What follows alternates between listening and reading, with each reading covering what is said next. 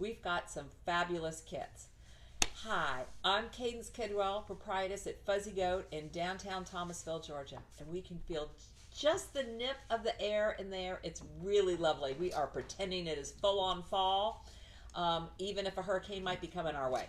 But that's also how we know it's fall, because that's really the throes of our hurricane season. I grew up in South Florida, so hurricanes, you know, not that they're not something to take seriously, absolutely, but they're not unfamiliar to me. So everything that I'm going to show you this morning comes in a kit. You can see all I'm talking about at fuzzygoatyarns.com. So we went around the shop and made some kits out of some of our favorite samples. And so I've got some, the yarn has now come in for them, so I have some things to show you. So one of the ones we get asked about a lot is our free year fade.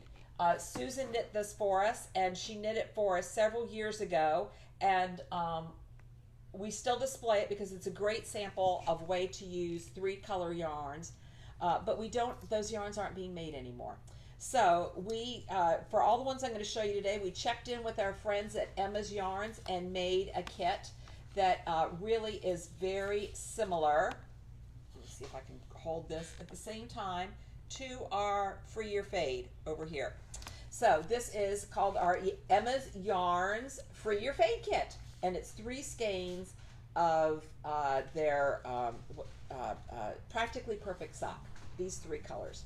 So that's our Emma's Yarns from Susan's sample free year fade. Let's see if I can get this down here so that you can see. It's a really great pattern for eyelets. I show it to you guys a lot because it's a way to put together 3 different yarns. She's got, Andrea Mowry has a great recipe in there for fading the yarns one to the other. And so that's what, let's see, you know me, I'm not going to get this up here very gracefully while I'm talking to you at the same time.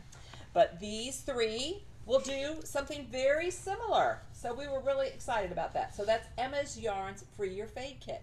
We're trying to make it just easier for you guys.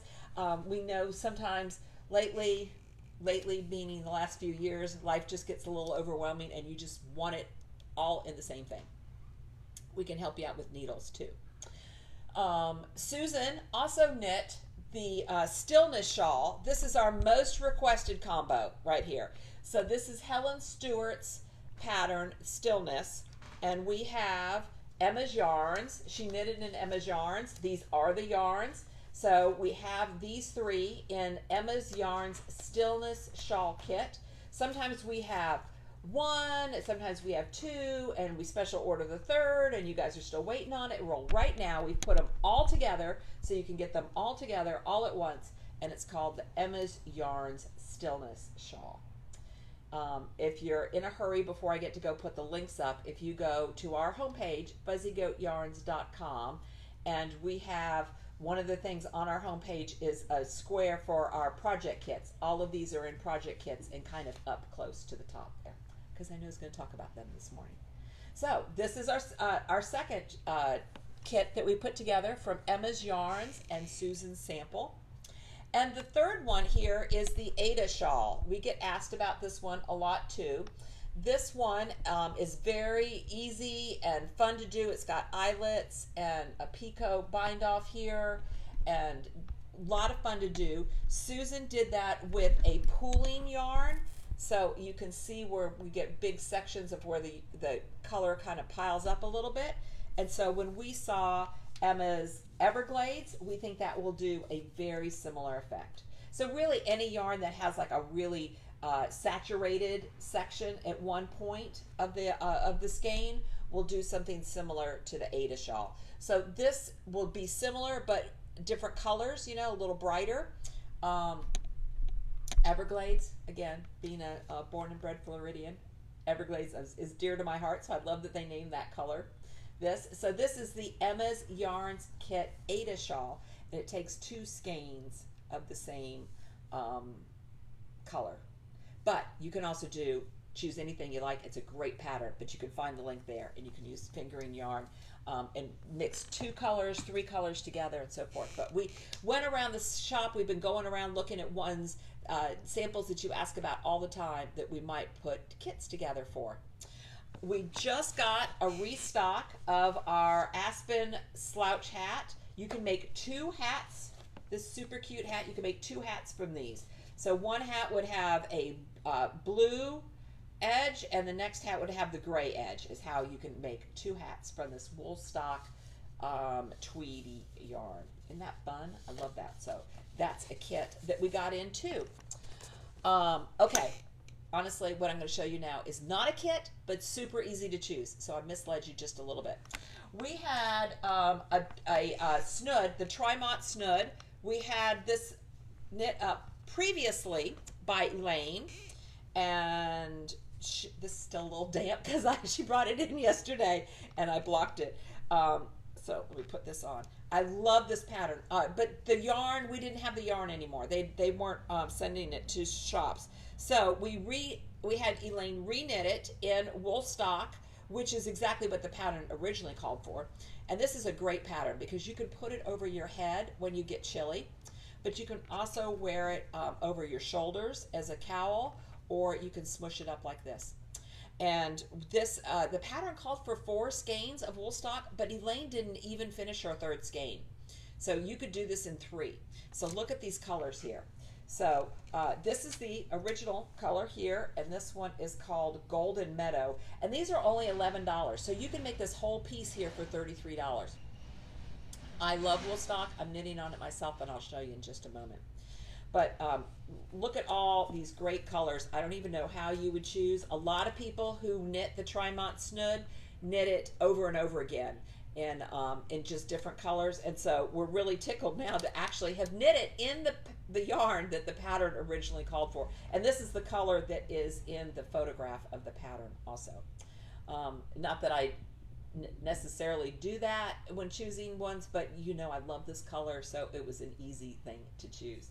So although the Trimont snood is not a kit, you only need 3 skeins of the same thing.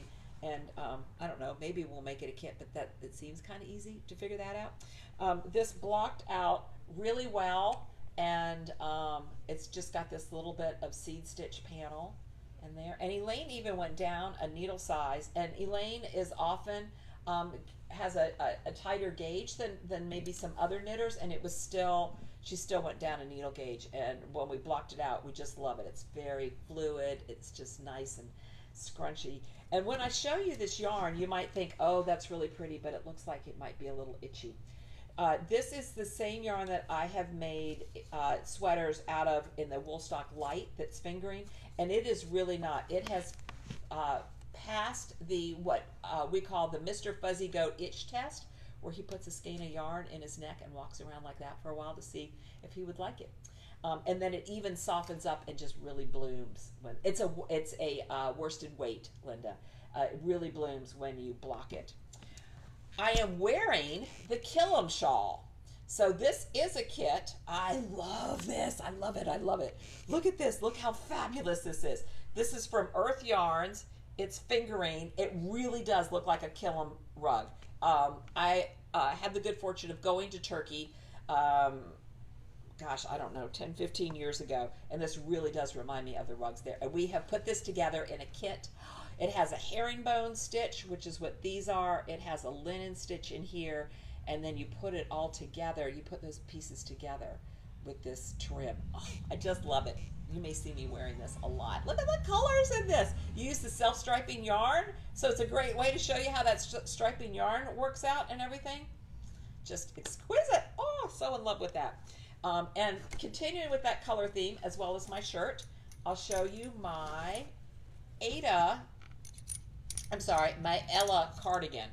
Sometimes I get the names mixed up with patterns. Do you do that? Let me show you the picture of my pattern. Okay, so I have now kept my pattern in the page protector, but I've still wadded it up. Melissa is laughing at me. This has a chart for the right side and the left side. I have messed up. I have backed up many times on this pattern. It's not because the pattern's hard. I was doing it. This was most of this was public knitting. I was away this week at my retail mastermind group. I got so many good ideas. I can't even wait, and I have the best team in the world to implement them, as well as they held down the fort for us. It was just, I'm just overwhelmed with gratitude for them and for you as well, for treating them so well while I was gone. Okay, but where I messed up, should you do this pattern yourself, is I had my highlighter tape and I forgot, like I would set it for the first and then I would forget to move it for the next one. So I would kind of mess up over here. So finally got a system where I moved them both at the same time. And then there were some times where I just kind of repeated the same row. I didn't move it. I don't know. I was getting really good ideas. It was fine. I was glad to have my knitting. So I think I'm really ready to start the ribbing. So this, I'll show you how it's supposed to block out. So this is the Woolstok in the worsted. And you can see where if you were to repeat, how I knew I repeated a row, it still was working out, but these little medallions were longer on one side than they were on the other. Let me get to the picture so you can see where I'm going with that. But I have so much to do to start implementing the things that I learned that I don't know if I'm going to get to it, but I do kind of hope I can get to the ribbing. So because that's really what I'm at next. And I love how this ribbing on the collar, you do that while you go.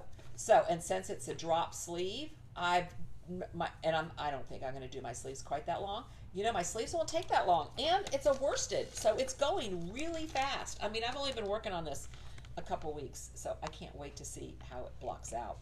Such interesting construction with the, you do a little bit here, from here, you do a provisional cast on, so from here to here, and then the other side, from here to here, and then when you're done, you pick up, you leave those, you put these on stitch holders, and then you undo your provisional cast on, and then you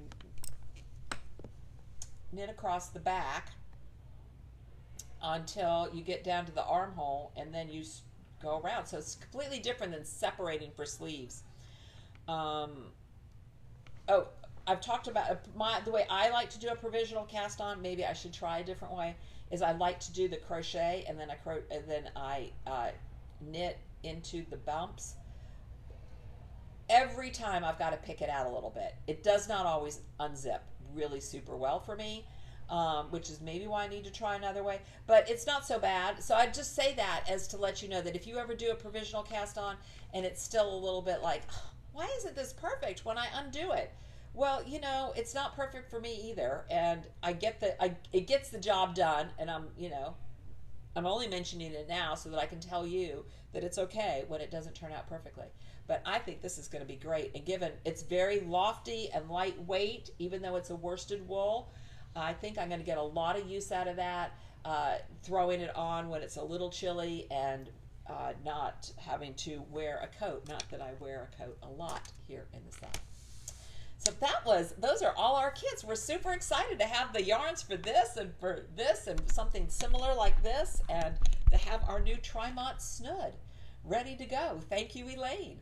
I'll go put the links up for these so you can check them out. And we have lots of boxes to be unpacked, so you will see new things coming up. Lots of things came in it's our busiest time of the year, really.